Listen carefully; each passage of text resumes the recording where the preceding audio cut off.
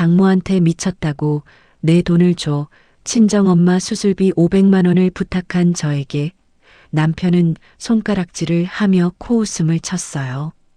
그리고 정확히 1년 뒤 그 남자가 핏발선 눈으로 제 두 손을 부여잡았어요. 지안아, 우리 엄마 살려야 돼. 장모님 집 담보로 5천만 원만, 딱 5천만 원만. 저는 가방 속에 준비해둔 봉투를 천천히 꺼내 그 가슴팍에 내밀었습니다. 봉투 안에서 쏟아진 그 한 장의 종이가 시댁을 단숨에 발칵 뒤집어 놓았죠. 지금부터 한 여자의 가장 차갑고 통쾌한 반격이 시작됩니다. 사연이 시작하기 전 좋아요와 구독을 눌러주세요. 오늘 하루 행운과 행복이 가득하도록 기원해 드릴게요. 오늘의 사연 지금 시작합니다. 제 이름은 유지안, 올해 34살입니다. 서울 강서구의 한 중소기업에서 재무팀 대리로 일하고 있죠. 숫자를 다루는 일이 제 적성에 딱 맞았습니다. 영수증 한 장, 단돈 10원의 오차도 그냥 넘기지 못하는 성격이거든요. 어릴 적 아버지를 일찍 여의고 친정엄마 혼자 식당일로 저를 키우셨습니다. 그래서 저는 어릴 때부터 가계부를 쓰는 아이였어요. 엄마가 새벽에 나가 밤늦게 들어오시면 저는 식탁 위에 그날 쓴 돈을 10원 단위까지 적어 놓고 잠들었습니다. 한 푼이 얼마나 무거운 것인지 그 무게를 손끝으로 알고 자란 사람입니다. 사람도 그렇게 대했습니다. 한번 마음을 준 사람에게는 끝까지 의리를 지키되 선을 넘으면 가차없이 잘라내자고 다짐하며 살아왔죠. 박도진을 처음 만난 건 3년 전 봄이었습니다.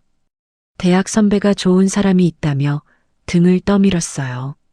약속 장소는 강남의 이름난 한우집이었습니다. 도진은 자리에 먼저 와서 일어서며 저를 맞았습니다. 아이고, 유지안 씨 맞으시죠?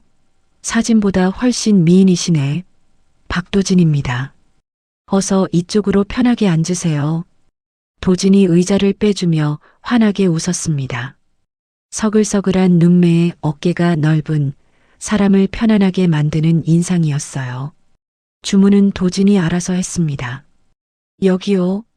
이 집에서 제일 비싸고 맛있는 한우 특수부위 코스로 2명 쫙 깔아주세요. 아, 분위기 잡게 와인도 제일 좋은 걸로 한 잔씩 주시고요. 도진이 종업원에게 손짓을 하며 말했습니다. 저는 메뉴판의 가격을 슬쩍 보다가 놀라서 도진을 쳐다봤습니다.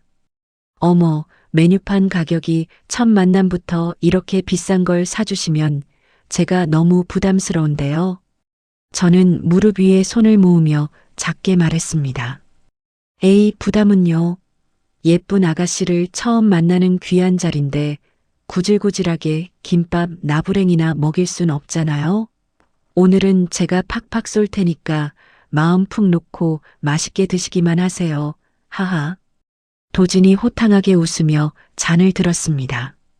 그날 도진은 본인 이야기를 많이 하지 않았습니다. 대신 제일 이야기, 엄마 이야기를 묻고 또 물었어요. 혼자 엄마를 모시고 산다고 했을 때 도진은 잠깐 표정을 가다듬고 말했습니다. 아이고, 어린 나이에 홀어머니 모시고 참 고생 많았겠네. 지안 씨, 그거 알아요? 자기 부모한테 끔찍하게 잘하는 사람 치고 절대 나쁜 사람 없어요. 내 사람한테는 오죽 잘하겠어. 내 눈이 틀림없다니까. 도진의 그 한마디에 저는 마음이 풀썩 무너졌습니다. 연애는 빨랐고 결혼은 더 빨랐죠. 6달 만에 식을 올렸고 시댁은 그럴듯해 보였고 저는 안심했습니다. 결혼 3년 차 가을이 오고 있었어요. 그날도 저는 야근을 마치고 10시가 다 되어 집에 들어갔습니다. 현관문을 열자마자 거실 소파에 누워 야구를 보고 있던 도진이 고개도 돌리지 않고 말했어요. 아휴, 이제 오냐? 내 밥은 차려놓고 다니는 거냐? 도진이 리모컨으로 채널을 돌리며 물었습니다.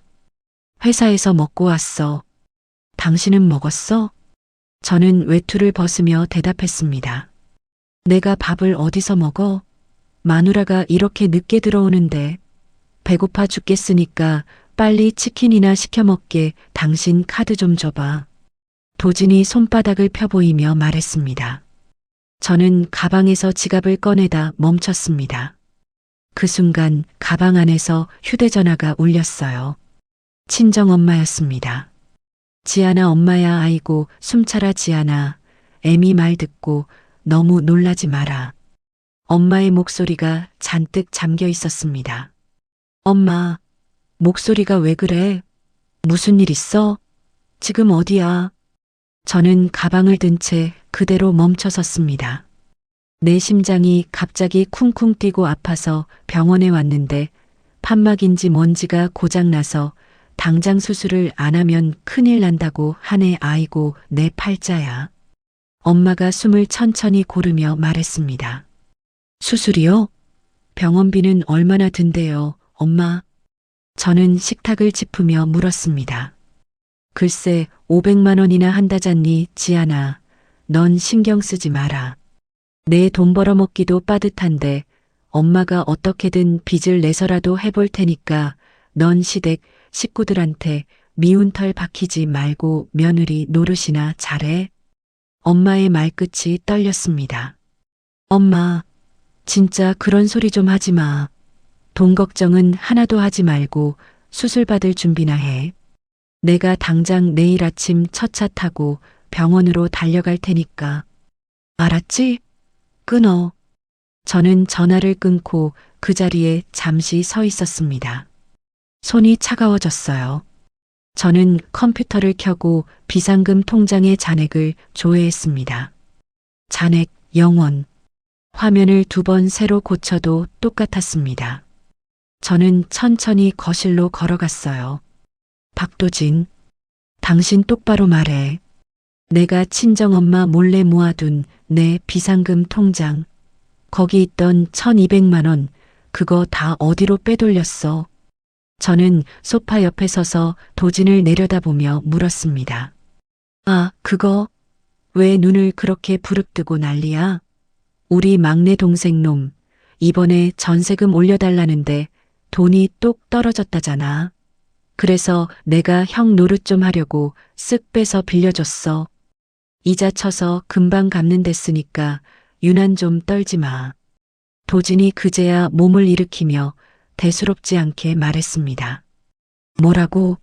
내 피 같은 돈을 나한테 이런 방구 말 한마디 없이 당신 동생한테 덜렁 줬다고? 당신이 사람이야? 저는 손에 들고 있던 물컵을 꽉 쥐었습니다. 어허, 이 여자가 남편한테 말버릇 좀 보소.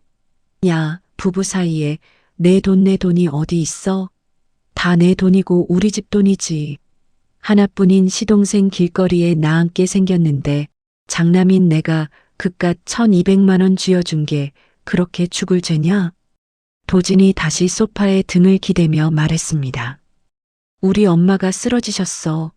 심장 판막이 망가져서 당장 내일 수술 안 하면 돌아가실지도 모른대. 수술비 500만 원이 당장 필요하다고. 저는 떨리는 손을 누르며 또박또박 말했습니다. 도진의 표정이 순식간에 굳었습니다. 뭐? 500만 원? 도진이 리모컨을 내려놓으며 저를 쳐다봤습니다. 당신이 내 돈 1200 훔쳐간 거나 다름없잖아. 그러니까 당신이 무슨 수를 써서라도 500만 원 구해와. 카드 대출을 받든 시동생한테 다시 뺏어오든 당장 내일 아침까지 내놔. 저는 가능한 한 차분하게 말했습니다. 도진이 입꼬리를 빗둘게 올리며 코웃음을 쳤습니다. 아, 유지안, 너 지금 간땡이가 부었냐? 어디서 남편한테 돈 내놓으라 마라 큰 소리야. 장모님 수술하는데 내 피 같은 생돈 500을 미쳤다고 왜 보태줘? 즉, 돈 맡겨놨냐? 도진이 자리에서 일어서며 목소리를 키웠습니다. 뭐? 생돈? 시동생 전세금은 당연하고 내 친정엄마 목숨줄 살릴 돈은 생돈이야? 저는 도진을 똑바로 쳐다봤습니다. 아, 그럼 생돈이지. 그게 아깝지 않겠냐? 장모가 어디 내 어머니야? 그냥 남남이나 다름없는 처가 늙은이지. 까놓고 말해서 너네 엄마 평생 구질구질하게 식당이라면서 모아둔 돈 한 푼도 없냐? 늙어서 병들었으면 딸내미인 내가 알아서 똥을 치우든가 해야지. 어디 뻔뻔하게 금쪽 같은 사위 지갑을 노려. 진짜 염치도 더럽게 없네. 도진이 손가락으로 저를 가리키며 말했습니다. 제 손에서 컵이 미끄러졌습니다. 정확히는 제가 놓아버렸어요. 유리잔이 거실 바닥에 떨어져 산산조각이 났습니다. 물이 사방으로 튀고 도진이 발을 들며 욕설을 내뱉었습니다. 아, 이씨, 야, 너 진짜 미쳤어? 눈깔이 아주 돌았냐? 어디 감히 남편 앞에서 컵을 던지고 난리야. 도진이 소리를 질렀습니다. 저는 깨진 유리 조각들을 내려다보다가 천천히 고개를 들었습니다. 그래, 내 엄마는 남남인 처가 늙은이고 내 엄마는 하늘 같은 어머니지. 내 피땀 흘려 모은 통장돈은 내 마음대로 도둑질해서 시동생 퍼주고 죽어가는 내 엄마 살릴 수술비는 아까운 생돈이고 그게 뼛속까지 박힌 내 놈 본심이었어. 저는 낮은 목소리로 말했습니다. 어쭈, 이 여자가 눈을 부라리네. 아, 말 다 했냐? 돈 없어. 아니, 돈 있어도 장모 구질구질한 병원비로는 단 한 푼도 안 보태줄 거니까 내가 알아서 해. 내가 무슨 자선사업가냐? 너네 집구석 거지 같은 사정까지 내가 다 먹여 살리게. 꿈깨라, 꿈깨. 도진이 손바닥으로 식탁을 내려치며 외쳤습니다. 알았어. 안 보태줘도 돼. 아니, 이제 내깟 놈돈은 더럽고 치사해서 단 한 푼도 안 받을 거니까 어디 한번 두고 봐. 저는 차분히 대답하고 안방으로 걸어 들어갔습니다. 등 뒤에서 도진이 뭐라고 더 떠들었지만 귀에 들어오지 않았어요. 저는 안방 문을 닫고 침대 가장자리에 앉았습니다. 손바닥이 베인 줄도 모르고 있었는데 무릎 위에 핏방울이 한 점 떨어져 있더군요. 저는 그것을 한참 들여다봤습니다. 이상하게 눈물은 나지 않았어요. 머릿속에서 계산기가 돌아가고 있었습니다. 마이너스 통장 한도가 얼마, 적금 깨면 얼마, 학교 친구 셋한테 100씩 빌리면 얼마, 500만 원 만들 수 있었습니다. 밤이 깊어 거실에 텔레비전 소리가 끊겼습니다. 도진이 안방으로 들어와 아무 일 없었다는 듯 이불을 끌어다 덮고 누웠어요. 잠시 후 익숙한 코 고는 소리가 방 안을 채웠습니다. 저는 어둠 속에서 그 옆 얼굴을 가만히 내려다봤어요.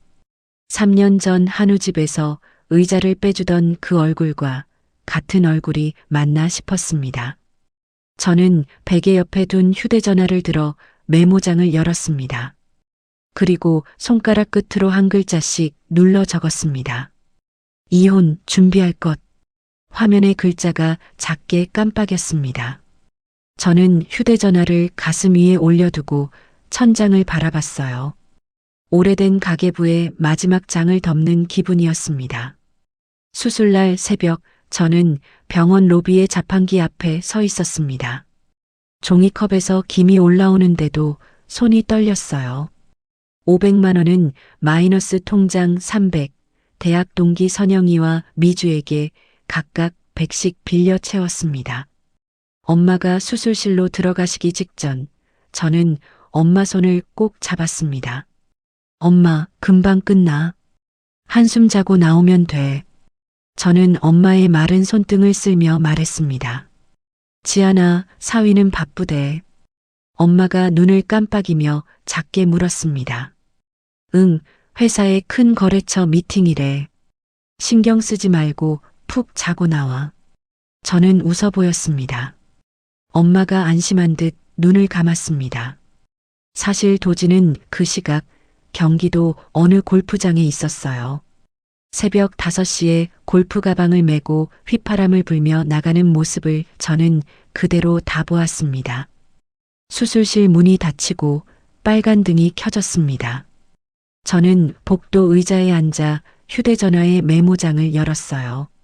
어젯밤에 적어둔 한 줄, 이혼, 준비할 것.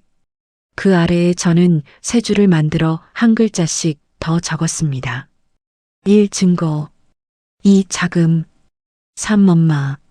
손가락이 차분해지더군요. 수술은 다행히 잘 끝났습니다. 일주일 입원 후 엄마는 잠시 우리 집에 와서 요양하기로 했어요.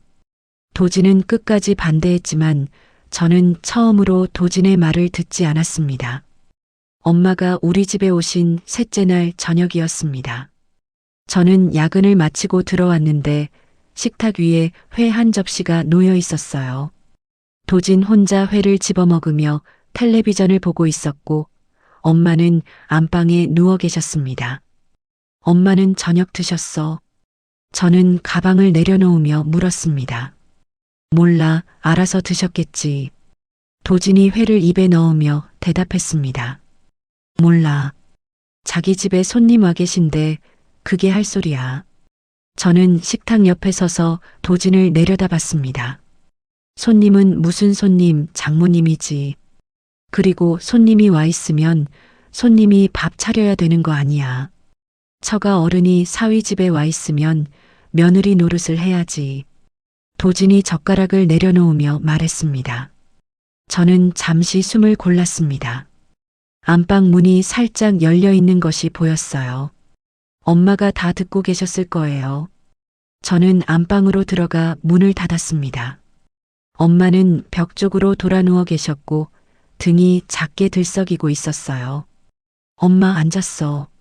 저는 엄마 옆에 앉으며 등을 쓸었습니다. 지안아, 엄마 내일 우리 집으로 갈란다.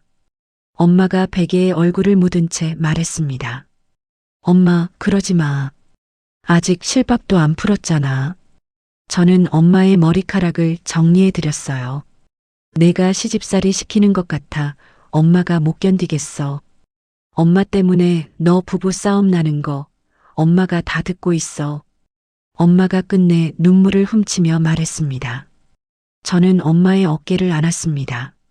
엄마의 어깨가 깃털처럼 가벼웠어요. 그 가벼움이 저를 단단하게 만들었습니다. 다음 날 새벽 저는 엄마를 모셔다 드리고 출근했습니다. 종일 일이 손에 잡히지 않더군요. 점심도 거른 채 저는 회사 옥상에 올라가 휴대전화를 꺼냈습니다. 도진의 계좌에 등록된 알림 문자가 제 휴대전화에도 함께 오도록 설정해 둔 게 신혼 때였어요.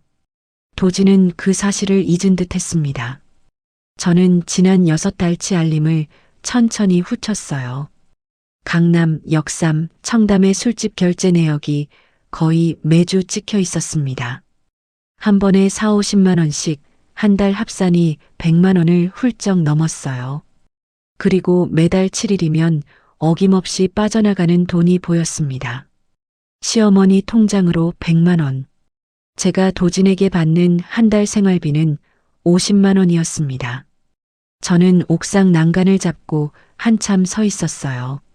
바람이 머리카락을 흩었습니다. 그날 저녁 시어머니에게서 전화가 왔습니다. 저는 부엌에서 설거지를 하다가 손을 닦고 받았어요. 여보세요, 어머님. 저는 차분히 말했습니다. 너 도대체 며느리 노릇을 하는 거냐 마는 거냐?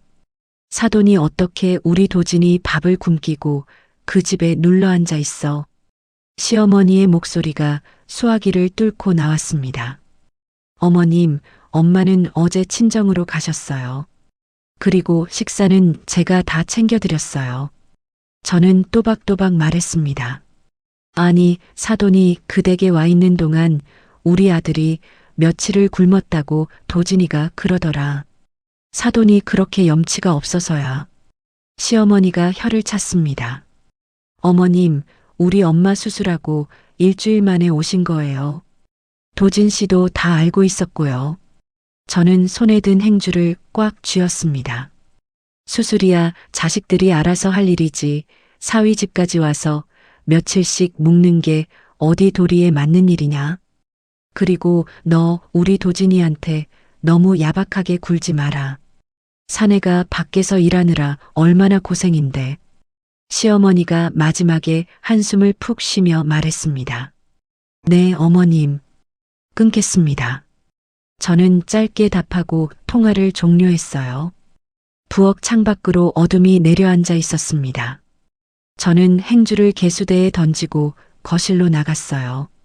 도진이 소파에 누워 휴대전화를 만지고 있었습니다. 박도진, 자기 한 달의 술값으로 얼마 쓰는지 알아? 저는 소파 앞에 서서 물었습니다. 갑자기 그건 왜? 도진이 화면에서 눈을 떼지 않은 채 말했습니다. 100만 원 넘어. 그런데 나한테 주는 생활비는 50이야. 그리고 자기 엄마한테는 매달 100씩 보내. 알고는 있어. 저는 팔짱을 끼고 도진을 내려다봤습니다. 도진이 휴대전화를 내려놓고 천천히 몸을 일으켰습니다. 야, 유지안. 너 지금 남의 통장 까봤어. 도진이 눈을 가늘게 떴습니다. 내가 묻는 거에 답이나 해. 그게 정상이라고 생각해. 저는 한 발 다가섰습니다. 정상이지. 남자가 사회생활 하려면 그 정도는 써야지. 어디 사내가 회사 끝나고 곧장 집에 들어와. 그리고 우리 엄마 평생 아들 둘 키우느라 고생하셨는데 자식이 용돈 좀 드리는 게 무슨 흠이야. 도진이 가슴을 펴며 말했습니다. 그럼 내 엄마는? 저는 짧게 물었습니다. 내 엄마가 왜? 처가는 처가가 알아서 하는 거야. 너 자꾸 그러면 진짜 못 쓴다. 여자가 시집을 왔으면 시댁 위주로 사는 게 도리지. 어디서 친정 거리는 거야. 도진이 다시 소파에 등을 기대며 말했습니다. 저는 도진을 한참 내려다봤어요. 어제까지였다면 저는 분명히 소리를 질렀을 거예요. 유리잔이 아니라 의자라도 들어 던졌을지 모릅니다. 그런데 오늘은 이상하게 차분해졌어요. 저는 살짝 미소를 짓고 고개를 끄덕였습니다. 알았어. 자기 말이 맞아. 내가 너무 야박했네. 저는 부드러운 목소리로 말했습니다. 그래, 이제야 말이 좀 통하네. 야, 라면이나 하나 끓여와봐. 김치는 좀 잘 익은 걸로. 도진이 그제야 입꼬리를 올리며 다시 휴대전화를 들었습니다. 응, 끓여줄게.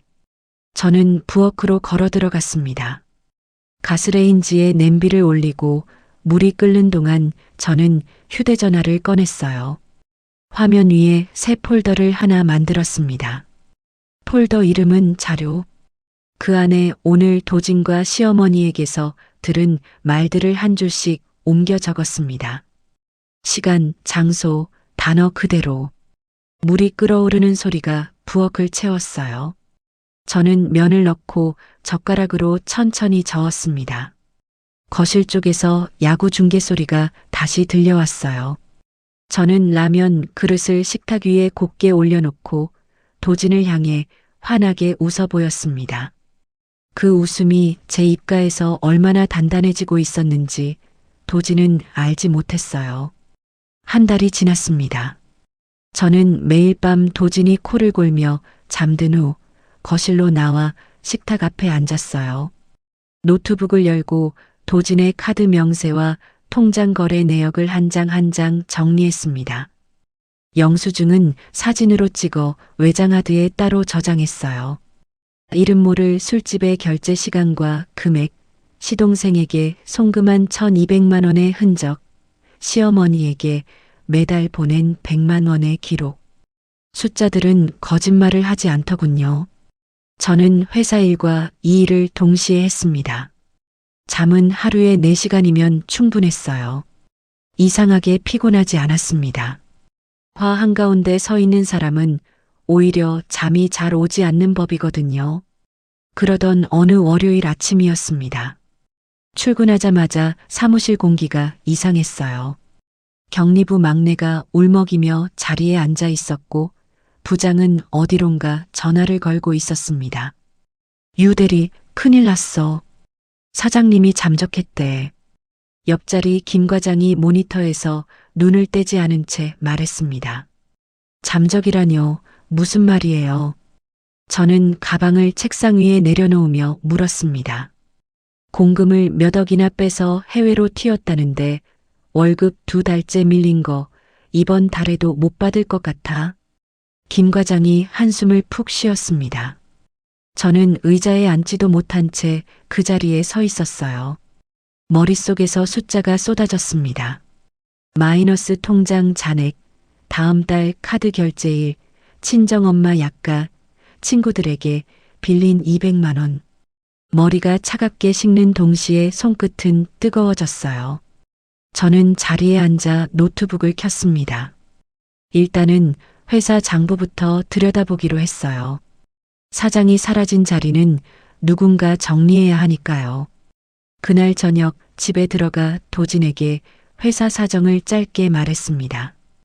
회사 사장이 도망갔어. 월급이 당분간 안 나올 것 같아. 저는 식탁에 앉아 도진을 보며 말했습니다. 뭐? 사장이 도망을 가. 도진이 숟가락을 멈췄습니다. 응. 빠르면 한두 달 안에 정리될 텐데 그동안은 좀 힘들 거야. 저는 차분히 말했습니다. 야, 그럼 너 이제 월급도 못 가져오는 거잖아. 도진이 숟가락을 식탁에 탁 내려놓으며 말했습니다. 그렇게 됐어. 미안해. 저는 고개를 숙였습니다. 미안하긴 뭐가 미안해. 야, 그럼 이번 달부터 너 생활비 안 줘도 되지. 어차피 너도 안 벌어오니까.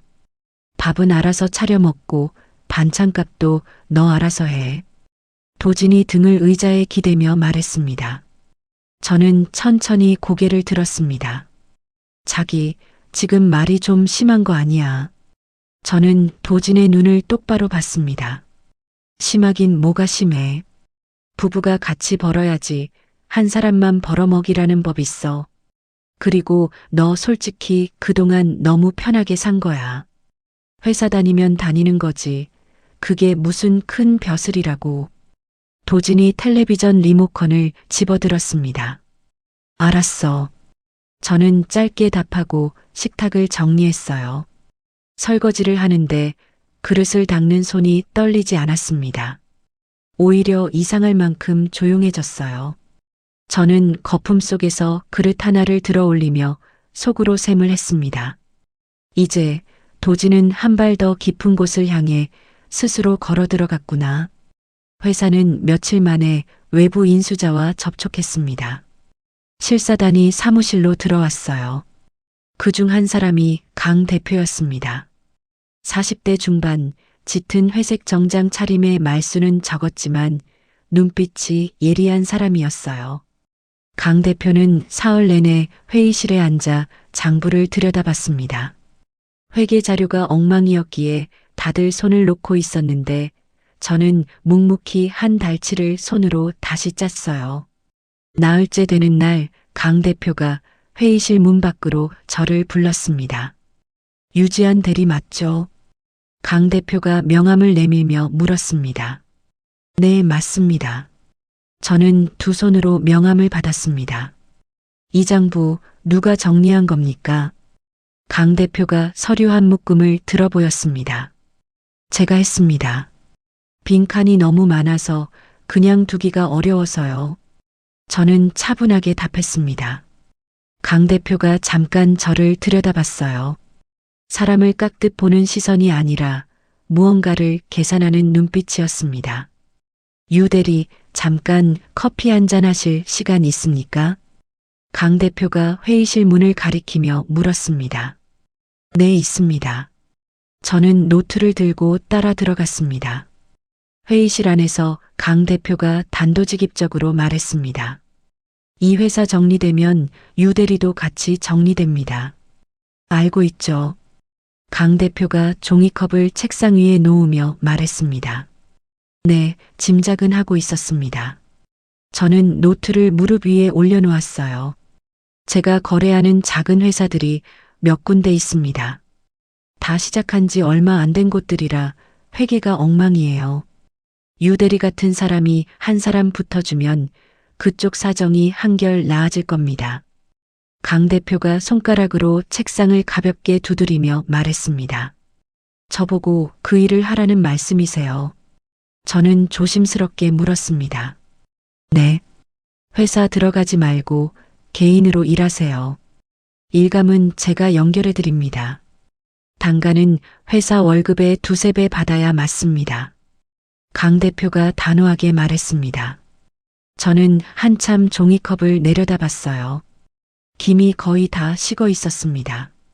생각해 보겠습니다. 내일까지 답을 드려도 될까요? 저는 고개를 들며 말했습니다. 좋습니다. 천천히. 강 대표가 처음으로 작게 웃었습니다. 집에 돌아온 그날 밤 저는 침대에 누워 천장을 봤습니다.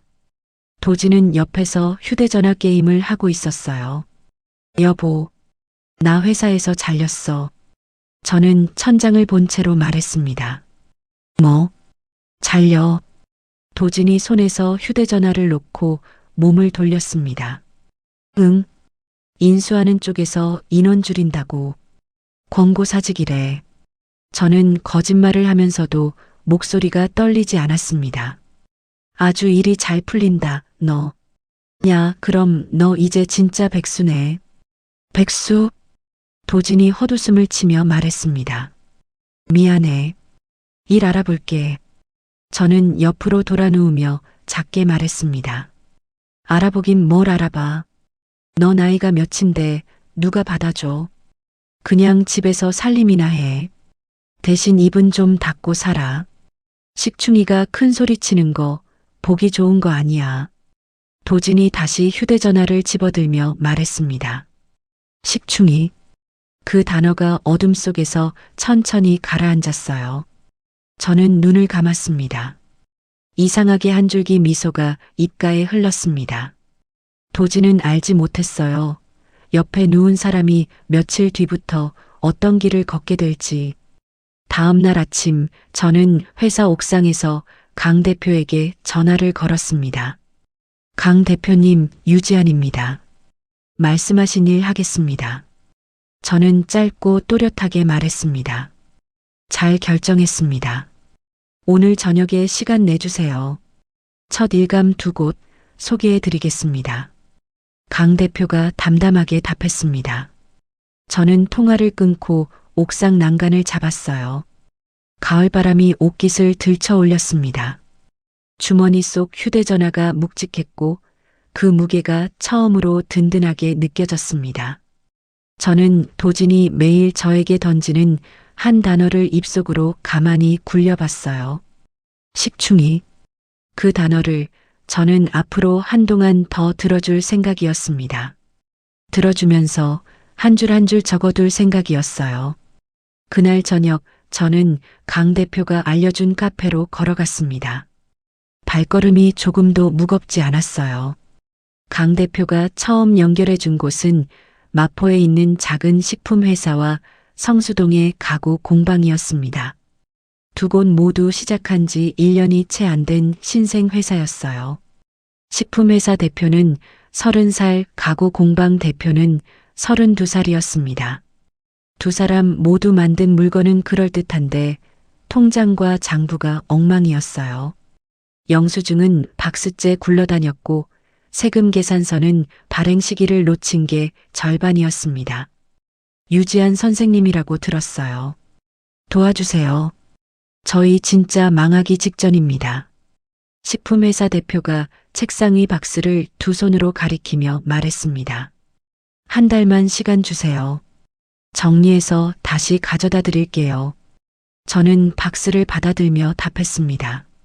저는 그날부터 낮 시간을 카페와 도서관에서 보냈어요. 도진이 출근하면 저는 화장도 옅게 한 채 집을 나섰습니다. 한 손에는 노트북, 다른 한 손에는 영수증 박스를 들고요. 근처 도서관 한쪽 자리에서 저는 박스를 풀어 한 장 한 장 분류했습니다. 재료비, 인건비, 부가세, 누락 매출. 숫자를 들여다보고 있으면 시간이 어떻게 가는지 몰랐어요. 점심은 편의점 김밥 한 줄로 때웠습니다. 저녁 5시 반이 되면 노트북을 가방에 넣고 부랴부랴 집으로 향했어요. 도진이 7시쯤 들어왔으니까요. 집에 들어오면 저는 일부러 화장기 없는 얼굴로 앞치마를 둘렀습니다. 설거지통에 일부러 그릇 몇 개를 담가두었어요. 백수의 집은 백수의 집답게 보여야 했거든요. 오늘 뭐 했어? 또 집에서 텔레비전만 봤지. 도진이 넥타이를 풀며 거실 소파에 몸을 던졌습니다. 청소하고 빨래하고 시장 다녀왔어. 저는 도진 앞에 물을 한 잔 놓으며 말했습니다. 시장은 무슨 시장이야? 너 돈도 없으면서 뭘 사? 도진이 물잔을 받지도 않고 말했습니다. 채소만 좀 샀어. 자기 좋아하는 된장국 끓이려고. 저는 한 발 물러서며 답했습니다.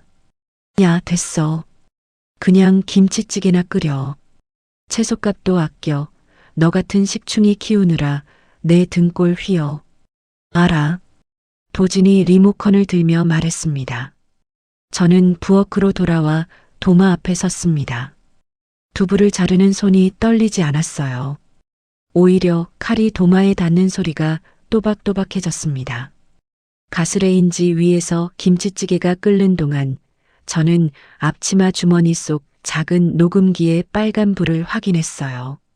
거실에서 들려오는 도진의 트림 소리와 야구 중계 사이로 조금 전 도진의 말이 깨끗하게 담겨 있었습니다.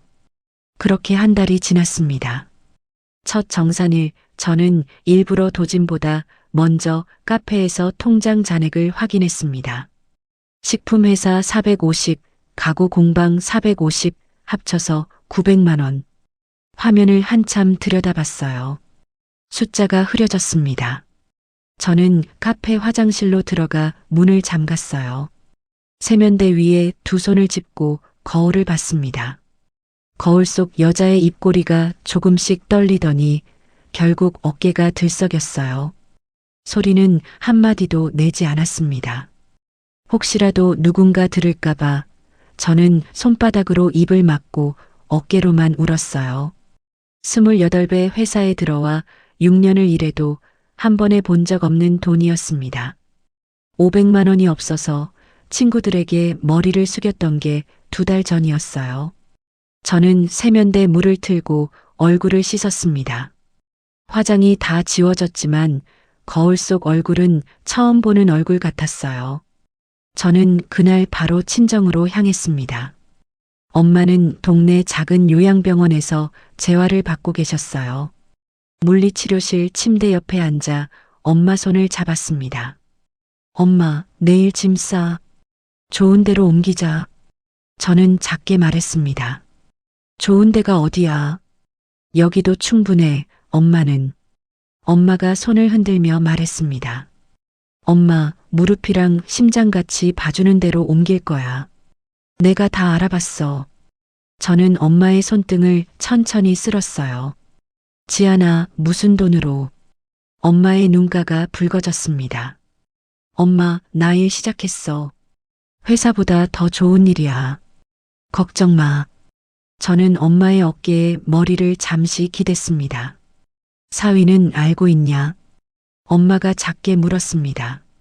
엄마, 그 사람 얘기는 하지 말자. 오늘은 엄마 얘기만 해. 저는 엄마의 어깨를 한 번 더 안았습니다. 엄마가 더는 묻지 않으셨어요. 그저 제 머리를 마른 손으로 천천히 쓸어주셨습니다. 저는 그 손길에 잠시 눈을 감았어요. 밤 10시에 집에 들어가니 도진이 식탁 앞에 팔짱을 끼고 앉아 있었습니다. 너 요즘 어디 싸돌아다녀? 백수가 무슨 외출이 이렇게 잦아? 도진이 시계를 가리키며 말했습니다. 엄마 보고 왔어. 그게 그렇게 잘못이야.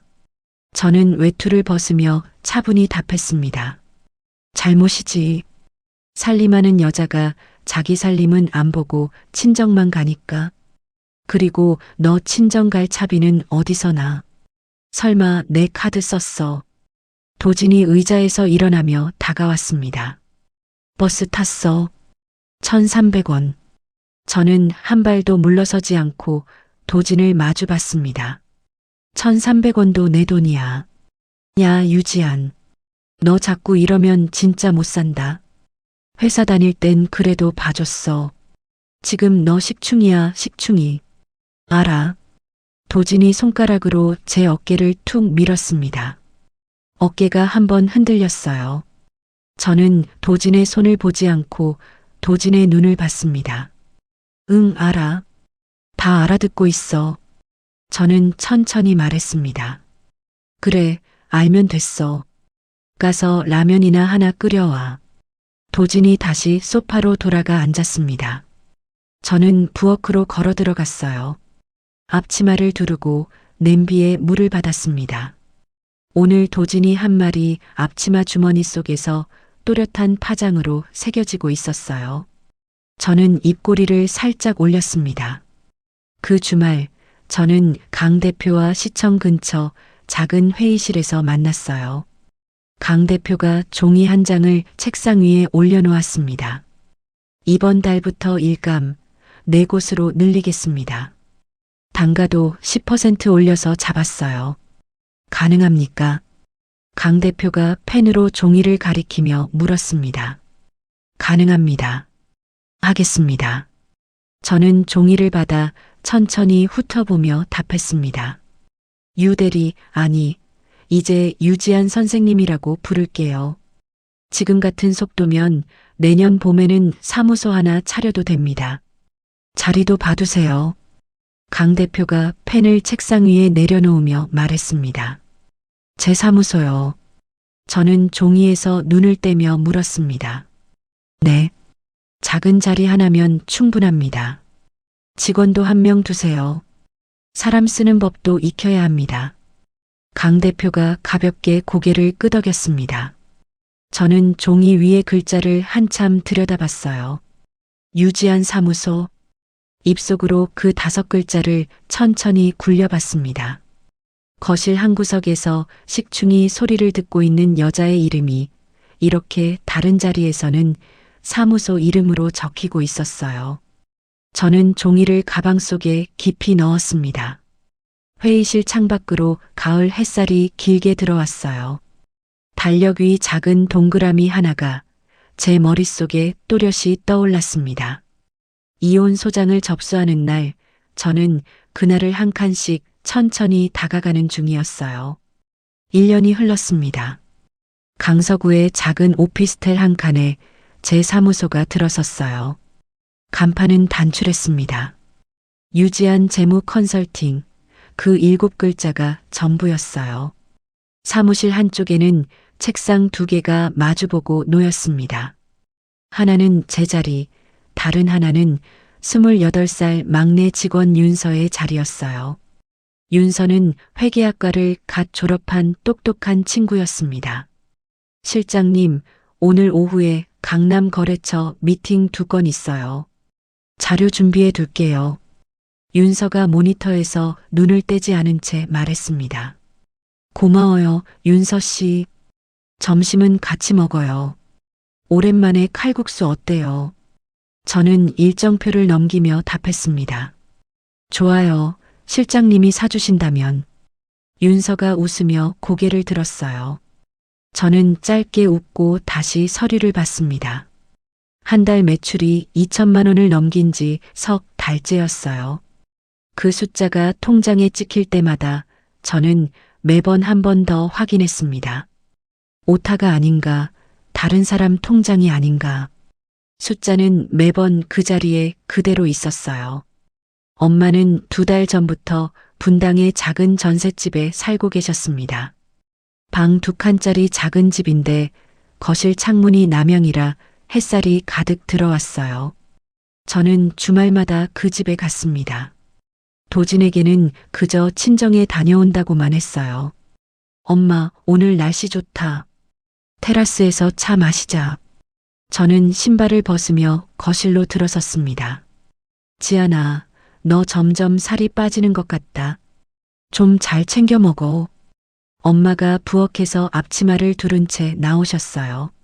엄마, 나 잘 먹고 다녀. 진짜야. 저는 엄마의 어깨를 한번 안고 테라스로 나갔습니다. 테라스에 놓인 작은 테이블 위에 엄마가 직접 끓인 보리차가 놓여 있었어요. 가을 햇살이 엄마의 흰머리에 부드럽게 내려앉아 있었습니다. 엄마, 나 가을이 이렇게 좋은 줄 몰랐어. 저는 보리차를 한 모금 마시며 말했습니다. 좋지. 살아있으니까 좋지. 엄마가 저를 바라보며 말했어요. 엄마, 다음 주 금요일에 나 좀 바빠. 일이 좀 있어. 끝나면 엄마한테 바로 올게. 저는 잔을 두 손으로 감싸쥐며 말했습니다. 무슨 일인데? 엄마가 고개를 살짝 기울이셨습니다. 엄마, 나중에 다 얘기할게. 안 좋은 일은 아니야. 걱정 마. 저는 엄마의 손등을 살짝 덮었습니다. 엄마가 더 묻지 않으셨어요. 그저 제 손 위에 다른 손을 가만히 포개셨습니다. 저는 그 따뜻함 속에서 잠시 눈을 감았어요. 달력 위 빨간 동그라미가 머릿속에 또렷이 떠올랐습니다. 다음 주 금요일 이혼 소장 접수일. 변호사와의 마지막 미팅까지 사흘이 남아 있었어요. 집에 들어오니 도지는 거실에서 시어머니와 통화 중이었습니다. 어머니, 내일이 어머니 생신인데 제가 못 가요. 회사 회식이 잡혀서요. 다음 주말에 갈게요. 도진이 소파에 누운 채 발을 까딱이며 말했습니다. 저는 가방을 식탁에 내려놓고 부엌으로 들어갔어요. 도진이 통화를 마치고 부엌으로 따라 들어왔습니다. 야, 너 내일 우리 엄마 생신 선물 챙겼어. 며느리가 그 정도는 해야지. 도진이 냉장고를 열며 말했습니다. 준비했어. 홍삼이랑 내복. 저는 도마 앞에서 양파를 다듬으며 답했습니다. 홍삼 얼마짜리? 너 백수인 거 알지? 비싼 거 산 거 아니지? 도진이 물병을 들고 돌아서며 물었습니다. 10만 원짜리야. 그 정도가 적당해서. 저는 양파의 껍질을 한 겹씩 벗기며 말했습니다. 도진이 코로 짧게 웃었습니다. 하긴 너 돈이 어디 있어. 그거나 사면 됐지. 도진이 거실로 돌아갔어요. 저는 양파를 도마 위에 올려놓은 채 잠시 손을 멈췄습니다. 오늘 오전 강남 백화점에서 1,000만 원짜리 핸드백을 제 카드로 결제했어요. 태어나 처음 사본 명품이었습니다. 계산대 앞에서 손이 떨릴 줄 알았는데 의외로 손이 가지런했어요. 가방은 사무실 책상 아래 상자째 놓아두었습니다. 아직은 집에 들고 들어올 때가 아니었거든요. 다음 날 시어머니 생신상이 시댁에서 차려졌습니다. 저는 부엌에서 전을 부치고 잡채를 무치고 미역국을 끓였어요. 시어머니는 거실 소파에 앉아 며느리들 흉을 보고 계셨습니다. 우리 며느리가 솜씨가 좋다고 누가 그러더라. 정말 그런가? 어디 보자. 시어머니가 거실에서 한마디 던졌습니다. 네, 어머님. 다 됐어요. 식탁으로 모실게요. 저는 앞치마에 손을 닦으며 답했습니다. 지안아, 너 요새 살림 솜씨가 늘었다. 백수가 다 좋은 건 아니지만 살림은 늘어야 사람 구실하는 거다. 시어머니가 자리에 앉으며 말했습니다. 네, 어머님. 저는 미역국 그릇을 시어머니 앞에 놓아드렸습니다. 시어머니가 숟가락을 들며 한마디 더 보탰어요. 우리 도진이가 너 거두느라 얼마나 고생인지 모른다. 너도 사람 도리를 알면 사위 노릇 잘하는 친정에 자꾸 손 벌리지 말고 시댁에 잘하는 며느리가 돼야지. 시어머니가 국물을 한 술 떠 입에 넣었습니다. 네, 어머님. 저는 짧게 답하고 다음 음식을 옮겼습니다. 시어머니의 그 말은 앞치마 주머니 속 작은 녹음기의 한 글자도 빠짐없이 새겨지고 있었어요. 집으로 돌아오는 차 안에서 도지는 기분이 좋았습니다. 우리 엄마가 너 칭찬 많이 하시더라. 너도 들었지. 도진이 운전대를 잡고 흥얼거리며 말했습니다. 응, 들었어. 저는 창밖을 보며 답했습니다. 이렇게 살면 돼. 사람이 분수를 알고 살면 시집살이도 별거 아니야. 도진이 신호등 앞에 멈추며 말했습니다. 맞아. 분수를 아는 게 중요해. 저는 작게 미소 지으며 답했어요. 도진은 그 미소가 어떤 의미인지 알지 못했습니다. 화요일 밤이었어요. 다음 주 금요일이 사흘 앞으로 다가왔습니다. 저는 거실에 앉아 변호사가 보낸 마지막 서류를 검토하고 있었어요. 도진은 안방에서 휴대전화 게임을 하고 있었고 텔레비전 소리는 꺼져 있었습니다. 서류 마지막 장에 변호사의 도장이 찍힌 자리를 보자 가슴이 한번 크게 뛰었어요. 3년 동안 들고 다닌 짐을 한순간에 내려놓는 기분이었습니다. 바로 그때 안방에서 도진의 휴대전화 벨소리가 미친 듯이 울렸어요. 한 번, 두 번, 세 번. 끊어졌다가 다시 울렸습니다. 도진의 다급한 목소리가 안방 문을 뚫고 거실까지 새어나왔어요. 뭐? 엄마가 어디? 어느 병원? 도진의 목소리가 갈라졌습니다. 저는 서류를 무릎 위에 천천히 내려놓았어요. 잠시 후 안방 문이 벌컥 열렸습니다. 도진이 와이셔츠 단추를 잘못 끼운 채 거실로 뛰어나왔어요. 얼굴이 백지장처럼 하얗게 질려 있었습니다. 야, 유지안. 빨리 외투 입어. 엄마가 길에서 쓰러졌대. 도진이 차키를 집어들며 외쳤습니다. 저는 손에 들고 있던 서류를 식탁 아래 가방 속에 천천히 밀어 넣었어요. 가방을 닫는 손가락이 잠시 멈췄습니다. 저는 자리에서 일어나 외투를 집어들었어요. 도진의 뒷모습을 따라 현관을 나서는데 이상하게 한 발 한 발이 또박또박 디뎌졌습니다. 달력 위 빨간 동그라미가 머릿속에서 잠깐 흔들렸어요. 하지만 흔들렸을 뿐 지워지지는 않았습니다. 병원으로 향하는 차 안은 무거웠습니다.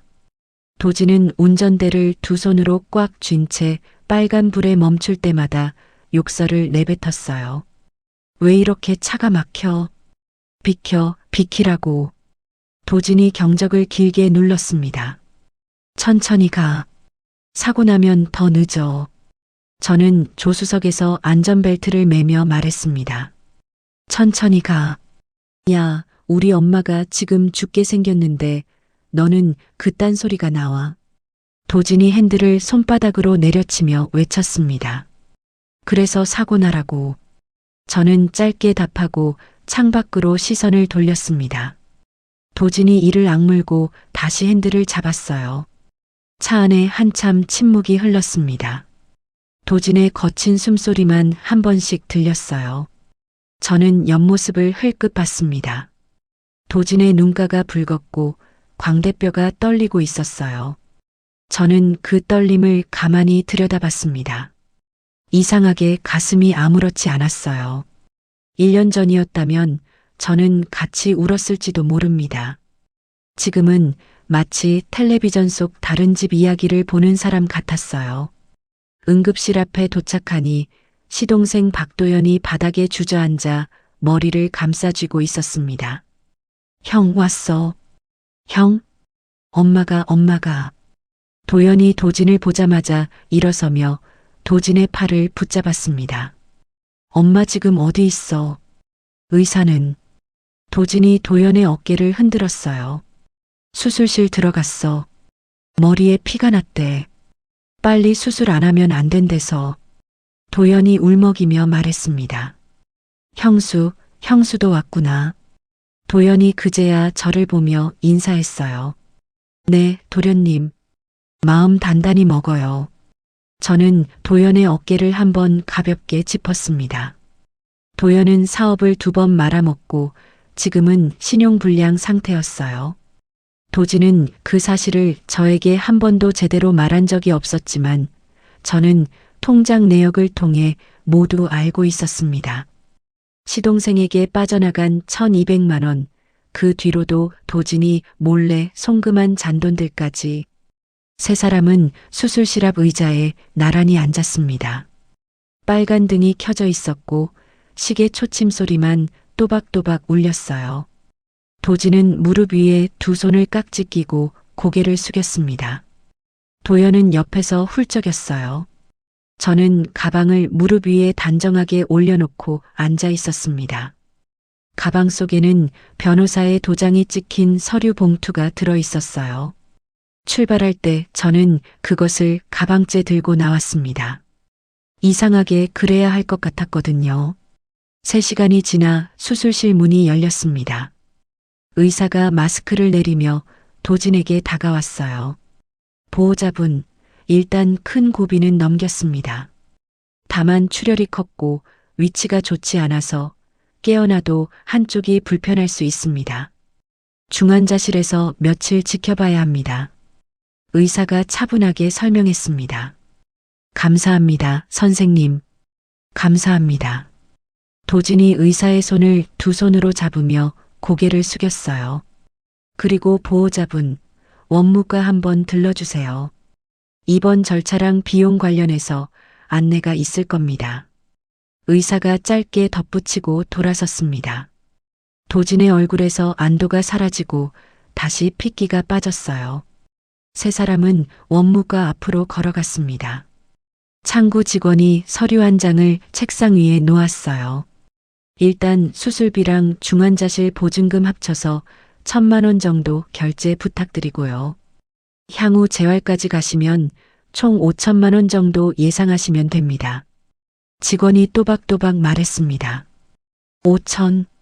도진이 침을 삼키며 작게 되물었습니다. 네, 환자분이 보험이 없으셔서요. 중환자실 하루 비용도 따로 계산되시고요.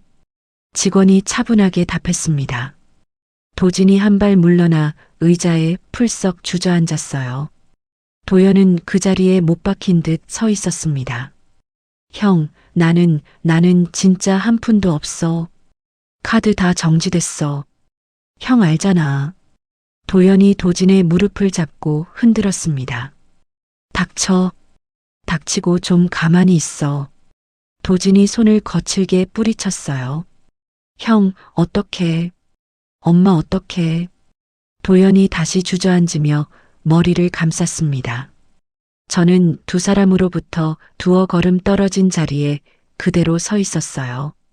도진이 휴대전화를 꺼내 자기 통장 잔액을 조회하는 모습이 곁눈으로 보였습니다. 도진의 손가락이 떨렸어요. 얼굴에서 핏기가 한 번 더 빠졌습니다. 잠시 후 도진이 천천히 일어서서 저를 향해 걸어왔어요. 조명 아래 도진의 눈이 핏발로 가득했습니다. 지안아. 도진이 제 이름을 불렀습니다. 3년 만에 듣는 다정한 부름이었어요. 왜? 저는 도진을 똑바로 봤습니다. 우리 잠깐 저쪽에서 얘기 좀 하자. 도진이 복도 끝에 자판기 쪽을 가리켰습니다. 저는 가방끈을 단단히 잡고 도진을 따라갔어요. 자판기 옆 좁은 복도에서 도진이 멈춰 섰습니다. 도진이 양손으로 제 두 손을 잡았어요. 손이 차갑고 축축했습니다. 지안아, 부탁이 있어. 도진이 고개를 살짝 숙이며 말했습니다. 부탁? 저는 도진의 손을 빼지 않고 가만히 두었어요. 장모님한테 부탁 좀 해줘. 장모님 그 분당 집 그거 담보로 좀 잡고 한 5천만, 아니 일단 1,000만이라도. 응, 우리 엄마 살려야 돼. 도진이 침을 삼키며 말했습니다. 저는 도진의 눈을 들여다봤어요. 처음 만난 한우 집에서 의자를 빼주던 그 눈빛이 어디로 갔는지 한참 찾아봤습니다. 보이지 않았어요. 지금 이 자리에 있는 건 그저 돈 앞에서 흔들리는 한 사람의 비루한 얼굴이었습니다. 박도진. 저는 도진의 이름을 또박또박 불렀습니다. 응, 지안아. 도진이 제 손을 더 꽉 쥐었습니다. 이 손 놓을래? 저는 천천히 말했습니다. 지안아, 한 번만. 한 번만 도와줘. 평생 안 잊을게. 도진이 손에 더 힘을 줬어요. 저는 손을 비틀어 빼지 않고 그 자리에 그대로 두었습니다. 대신 한 발 더 도진 쪽으로 다가섰어요. 한 번만이라고. 저는 조용히 물었습니다. 응, 한 번만. 도진이 고개를 끄덕였습니다. 내가 작년에 엄마 수술비 500 부탁했을 때 자기는 뭐라고 했어? 저는 도진의 눈을 똑바로 봤습니다. 도진의 눈이 살짝 흔들렸어요. 지안아, 지금 그 얘기를 왜 해? 지금이 어느 땐데? 도진이 손을 풀고 한 걸음 물러섰습니다. 내가 똑같이 물어볼게. 장모한테 미쳤다고 자기 돈을 줘. 자기 입에서 나온 말이잖아. 저는 가방을 가슴 앞으로 끌어안았습니다. 야, 그때랑 지금이랑 같냐? 우리 엄마가 지금 죽게 생겼다고. 너 진짜 이렇게 사람이 매정해. 도진이 목소리를 키웠습니다. 맞아, 안 같아. 자기 엄마는 자기 어머니고 내 엄마는 처가 어른이야. 자기가 그렇게 말했잖아. 그러니까 자기 어머니는 자기가 알아서 해. 우리 엄마한테 손 내밀지 마. 그 입으로, 그 손으로. 저는 한 단어씩 또박또박 말했습니다. 유지안. 도진이 이를 악물고 제 이름을 불렀습니다. 왜? 저는 도진을 마주봤어요. 도진이 갑자기 한 손을 들었습니다. 손바닥이 허공에서 잠시 멈췄어요. 저는 피하지 않고 도진의 눈을 그대로 봤습니다. 도진의 손이 천천히 내려왔어요. 대신 도진은 옆 자판기를 발로 걷어찼습니다. 캔이 안에서 덜커덕 소리를 내며 굴렀어요. 너 진짜 두고 보자. 도진이 거친 숨을 내쉬며 돌아섰습니다. 저는 자판기 옆에 잠시 서 있었어요. 가방 속에서 종이 봉투가 무게를 더해가고 있었습니다. 저는 봉투의 모서리를 손가락 끝으로 가만히 한 번 더 만져봤어요. 복도 끝에서 도진이 도연의 멱살을 잡고 큰 소리로 다그치고 있었습니다. 저는 그쪽으로 천천히 발걸음을 옮겼어요. 한 걸음 한 걸음이 어제보다 가벼웠습니다. 복도 끝에서 도진이 도연의 멱살을 풀고 한숨을 길게 내쉬었습니다. 도연은 벽에 등을 기댄 채 미끄러져 다시 바닥에 주저앉았어요. 저는 두 사람으로부터 두어 걸음 떨어진 의자에 가앉았습니다. 가방을 무릎 위에 단정히 올려놓았어요. 잠시 후 도진이 휴대전화를 들고 어딘가로 전화를 걸기 시작했습니다. 형님, 접니다. 박도진. 죄송한데 한 천만 좀 며칠만 빌려주실 수 있을까요? 우리 엄마가 지금 수술을 받고. 도진의 목소리가 점점 작아졌습니다. 잠시 듣더니 도진이 휴대전화 화면을 잠시 들여다보고 다른 번호를 눌렀어요. 김 부장님. 도진입니다. 형님, 한 가지 부탁이. 도진의 통화는 짧게 끊겼습니다. 10통, 20통, 도진의 손가락이 화면 위에서 미끄러졌어요. 밖에서는 그렇게 호탕하게 술값을 내던 사람이었는데 정작 급할 때 손을 잡아주는 사람은 한 명도 없었습니다. 도진이 결국 휴대전화를 의자 위에 던지듯 내려놓았어요. 형, 그러게 평소에 좀 잘하고 살지. 도연이 작게 중얼거렸습니다. 닥쳐. 너 때문에 이 꼴 난 거 알아 몰라. 내가 사업한다고 형 돈 다 빨아간 거 알아 몰라. 도진이 도연을 향해 손가락을 들이밀며 외쳤습니다. 형이 빌려준 거잖아. 내가 달라고 한 거 아니잖아. 도연이 고개를 들며 받아쳤어요. 내가 안 달라고 했어. 매번 형 하면서 빌붙은 게 누군데. 도진의 목소리가 복도에 울렸습니다. 간호사 한 명이 지나가다 두 사람을 흘끗 보고 다시 걸음을 옮겼어요. 저는 가방 안에서 종이 봉투를 천천히 꺼냈습니다. 손가락이 흔들리지 않았어요. 가방을 의자 옆에 내려놓고 봉투를 두 손으로 가지런히 잡았습니다. 저는 자리에서 일어나 두 사람 쪽으로 걸어갔어요. 박도진. 저는 도진의 이름을 불렀습니다. 도진이 고개를 들었어요. 무언가를 기대하는 눈빛이 잠깐 스쳤습니다. 왜? 친정에 전화는 해봤어. 도진이 자리에서 일어서며 물었습니다. 아니, 안 했어. 안 할 거야. 저는 짧게 답했습니다. 야, 너 진짜. 도진이 한 발 다가왔어요. 이거 받아. 저는 종이 봉투를 도진의 가슴 앞에 내밀었습니다. 이게 뭔데? 도진이 봉투를 받아들며 물었어요. 열어봐. 저는 한 발 물러섰습니다. 도진이 봉투를 거칠게 뜯었어요. 서류한 묶음이 봉투 밖으로 쏟아져 도진의 손과 바닥 사이에 흩어졌습니다.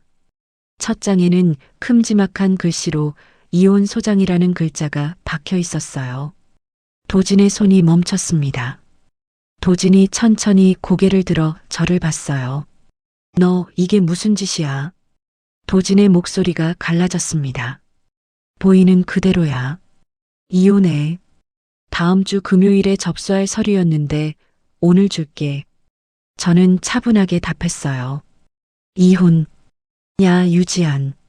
너 지금 우리 엄마가 죽게 생겼는데 너 지금 이걸 나한테 줘. 도진이 서류를 흔들며 외쳤습니다. 엄마 일이랑 이건 별개야. 자기 어머니 일은 자기 형제가 해결해. 나는 이제 자기 가족이 아니야. 저는 도진의 눈을 똑바로 봤어요. 도진이 한 발 더 다가오며 서류를 바닥에 패대기 쳤습니다. 서류가 흩어지며 그 사이에서 또 다른 종이 한 묶음이 미끄러져 나왔어요. 도진의 카드 명세서 사본이었습니다. 강남, 역삼, 청담의 술집 결제 내역이 형광펜으로 노랗게 칠해져 있었어요.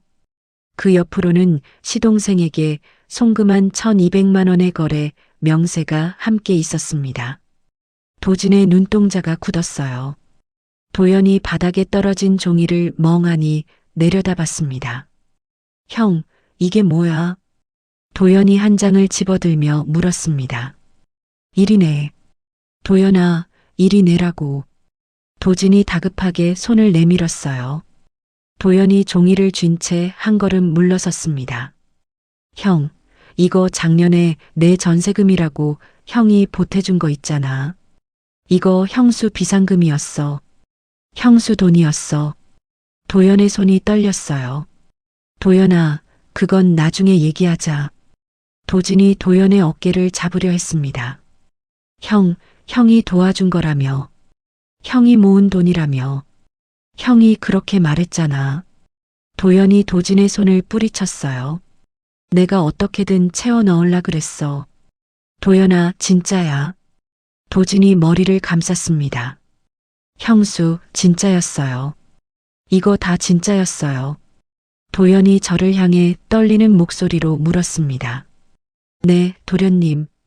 진짜예요. 도련님 잘못은 아니에요. 그동안 모르고 살았으면 됐어요. 저는 도연에게 짧게 답했어요. 도연이 종이를 들고 그 자리에 천천히 주저앉았습니다. 야, 유지한. 너 미쳤어. 우리 엄마가 지금 중환자실에 누워있어. 너는 사람이 어떻게 이래. 도진이 다시 저를 향해 돌아섰습니다. 얼굴이 시뻘개져 있었어요. 사람이 어떻게 이러냐고. 작년에 내가 똑같이 물었어. 자기는 미쳤다고 답했지. 저는 도진의 얼굴을 똑바로 봤습니다. 이 미친년이. 진짜. 도진이 손을 들어 올렸어요. 이번에는 멈추지 않았습니다. 도진의 손바닥이 제 뺨을 향해 내려왔어요. 저는 피하지 않았습니다. 도진의 손이 제 얼굴에 닿기 직전 누군가 그 손목을 뒤에서 잡았어요. 지나가던 보안 요원이었습니다. 손님, 여기 병원입니다. 진정하세요. 보안 요원이 도진의 팔을 뒤로 꺾었어요. 놓으세요.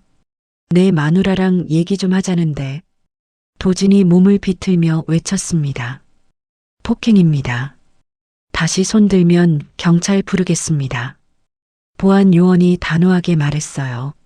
저는 한 발 물러서서 가방에서 휴대전화를 꺼냈습니다. 화면 위에서 작은 빨간 점이 깜빡이고 있었어요.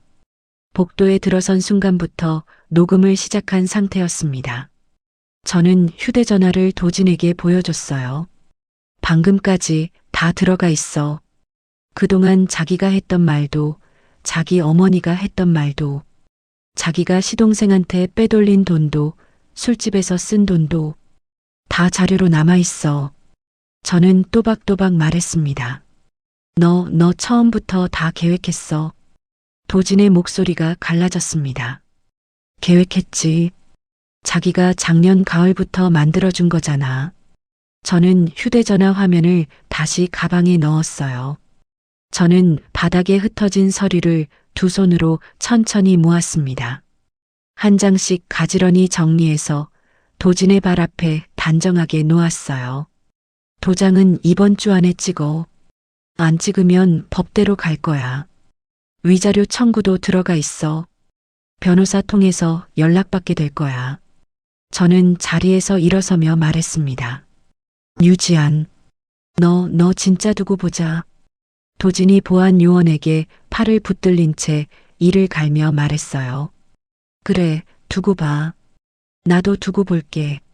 저는 도진을 한 번 더 봤습니다.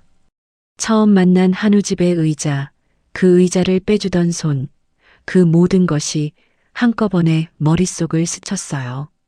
그리고 천천히 흐려졌습니다. 저는 도연에게 가볍게 고개를 숙였어요. 도련님, 어머님 잘 지켜드려요. 저는 갈게요. 저는 짧게 인사하고 돌아섰습니다. 도연은 바닥에 앉은 채 아무 말도 하지 못했어요. 복도를 따라 걸어 나오는데 등 뒤에서 도진의 거친 욕설이 메아리 쳤습니다. 저는 한 번도 뒤돌아보지 않았어요. 자동문이 열리고 밤 공기가 얼굴을 감쌌습니다. 10월의 밤바람이 차가웠어요. 저는 병원 앞 가로등 아래 잠시 멈춰 섰습니다. 가방 안에서 휴대전화가 한 번 짧게 울렸어요. 강 대표였습니다. 유지한 선생님, 오늘 일은 잘 끝났습니까? 강 대표의 목소리는 평소처럼 차분했어요. 네, 잘 끝났어요. 지금 병원 앞이에요. 저는 짧게 답했습니다. 수고했어요. 내일은 푹 쉬세요. 사무실 일은 제가 봐놓겠습니다. 강 대표가 짧게 말하고 전화를 끊었어요. 저는 휴대전화를 손에 쥔 채 한참 가로등 아래 서 있었습니다. 가슴 한가운데가 묵직했던 자리가 그 순간 살짝 비워졌어요. 그 자리에 10월의 밤 공기가 천천히 들어찼습니다. 저는 천천히 숨을 들이마셨어요. 가슴이 시원했습니다. 저는 가방끈을 어깨에 단단히 걸고 큰 길을 향해 걸음을 옮겼어요. 한 걸음, 또 한 걸음. 3년 동안 어깨에 얹혀있던 무거운 외투 한 벌을 벗어 던진 기분이었습니다. 이혼 소송은 2달 만에 끝났습니다. 법원에서 마지막 날 저는 단정한 검은색 정장을 입고 자리에 앉았어요. 변호사는 제가 모아둔 자료를 한 묶음씩 차분히 제출했습니다. 도진이 1년 넘게 술집에서 쓴 명세, 시동생에게 빼돌린 돈의 흐름, 폭언이 담긴 녹음 파일과 글로 옮긴 기록까지. 도진은 변호사 없이 혼자 와 있었어요. 얼굴이 반쪽이 되어 있었습니다. 피고는 본인에게 유리한 진술을 하실 기회가 있습니다. 판사가 도진을 바라보며 말했습니다. 저는 그냥 평범한 가장이었습니다. 도진이 떨리는 목소리로 짧게 말했어요. 평범한 가장. 저는 입속으로 그 말을 가만히 굴려봤습니다. 판결은 짧고 깔끔했어요. 이혼은 도진의 잘못으로 인정되었고 위자료와 재산 분할이 제 쪽으로 기울었습니다. 판사가 망치를 내려놓는 그 짧은 순간 저는 가방 손잡이를 살짝 쥐었어요. 법정을 나서며 변호사가 어깨를 가볍게 짚어줬습니다. 잘 끝났어요. 유지한 선생님. 이제 진짜 시작이에요. 변호사가 작게 웃으며 말했습니다. 네, 고생 많으셨어요. 저는 깊이 고개를 숙였어요. 법원 계단을 내려오는데 한 계단 한 계단이 가벼웠습니다. 하늘이 맑았어요. 도진의 소식은 한 달이 건너 들려왔습니다. 시어머니 병원비를 감당하느라 도진은 사채에 손을 댔다고 했어요. 회사 급여가 가압류되자 회사에서 좋게 보지 않았고 결국 권고사직 통보를 받았다고 합니다. 시동생은 형의 돈이 형수의 비상금이었다는 사실을 안 그날 이후 한동안 도진과 말을 섞지 않는다고 했어요. 시어머니는 한쪽이 불편한 상태로 퇴원해 두 아들 집을 오가며 지내고 있다고 들었습니다. 며느리가 잘못 들어와서 집안이 망했다는 말을 입에 달고 산다고 했어요. 저는 그 소식을 듣고 잠깐 창밖을 봤습니다. 가을 끝자락 노란 은행잎이 길가에 가지런히 쌓여 있었어요. 미움도 통쾌함도 한참 가지 못했습니다. 그 자리에 남은 건 그저 담담한 뿐이었어요. 이혼이 마무리된 봄, 저는 사무소를 법인으로 전환했습니다. 유지한 회계 컨설팅이라는 이름이 적힌 작은 현판이 사무실 문 옆에 걸렸어요. 강 대표는 그날 화분 하나를 들고 사무실에 들렀습니다. 유 대표 축하해요. 강 대표가 화분을 책상 위에 올려놓으며 말했습니다. 강 대표님 덕분이에요. 저는 두 손으로 화분을 받쳐들었습니다. 덕분이긴 본인이 한 거지. 나는 그저 길을 한번 가리켰을 뿐이에요. 강 대표가 손사래를 쳤어요. 앞으로도 잘 부탁드려요. 저는 작게 웃었습니다. 나도 잘 부탁합니다. 강 대표가 가볍게 고개를 숙이며 사무실을 나섰어요. 강 대표는 그날 이후로도 좋은 거래처를 종종 연결해 주었습니다. 일과 일 사이에서 만난 사람으로 우리는 적당한 거리를 지키며 서로의 자리를 응원했어요. 그 거리감이 저는 좋았습니다. 여름이 시작되던 어느 토요일, 저는 엄마와 함께 강원도의 작은 해변으로 향했어요. 운전대를 잡은 사람은 저였고 조수석에는 엄마가 앉아 계셨습니다. 엄마는 차창 밖을 보며 자꾸 웃으셨어요. 엄마, 바다 좋아. 저는 운전대를 잡은 채 곁눈으로 엄마를 봤습니다. 좋아. 엄마가 바다 본 게 몇 년 만이냐? 엄마가 손바닥을 창문에 가만히 댔어요. 앞으로 자주 오자. 한 달에 한 번씩. 저는 미소를 지으며 말했습니다. 지안아, 엄마가 미안하다. 엄마가 갑자기 작게 말했어요. 엄마, 갑자기 그런 말 왜 해? 저는 잠깐 엄마를 봤습니다. 엄마가 너 한참 힘들었을 때 아무것도 못 해줘서 엄마 수술비 때문에 너 그 고생한 거 엄마는 다 알아. 엄마의 눈가가 붉어졌습니다. 엄마, 그 얘기 이제 그만하자. 그때가 있어서 지금이 있는 거야. 저는 엄마의 손을 한번 잡았다가 다시 운전대를 잡았어요. 지안아, 엄마는 내가 한 번도 부담스러웠던 적이 없어. 너는 엄마한테 그런 딸이 아니야. 엄마가 작게 말했습니다. 알아, 엄마.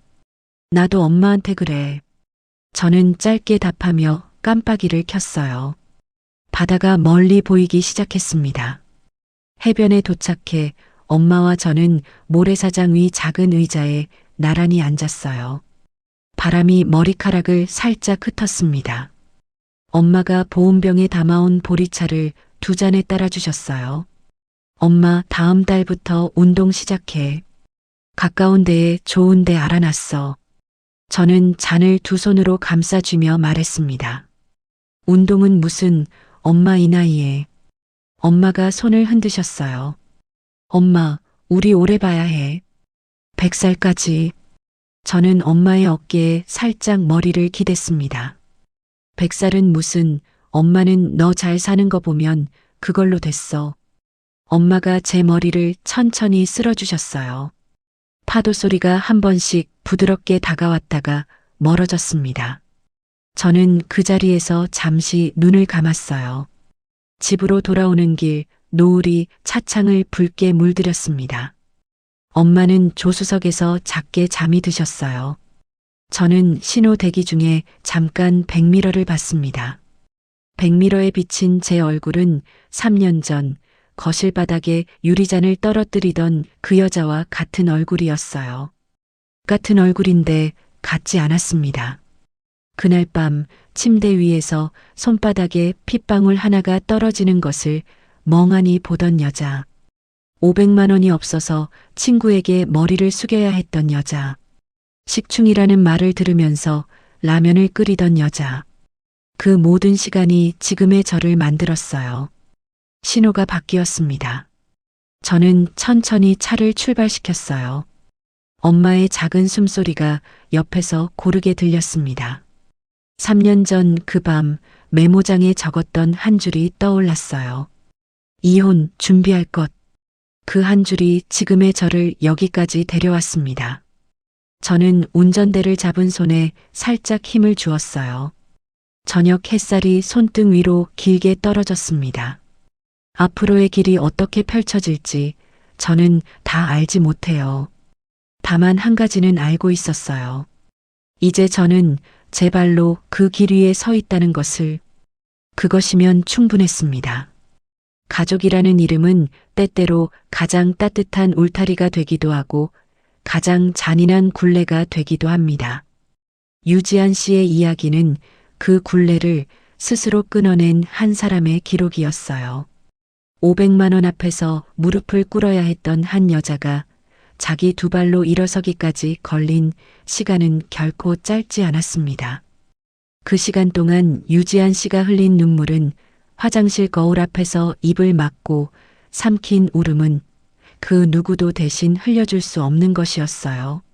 하지만 그 눈물이 결국 한 사람을 가장 단단하게 만들었습니다. 참는 것이 미덕이라는 말, 가족이니까 이해해야 한다는 말, 여자니까 양보해야 한다는 말. 그 말들 앞에서 망설이고 있는 분이 계시다면 한 번쯤 유지한 씨의 이야기를 떠올려 주세요.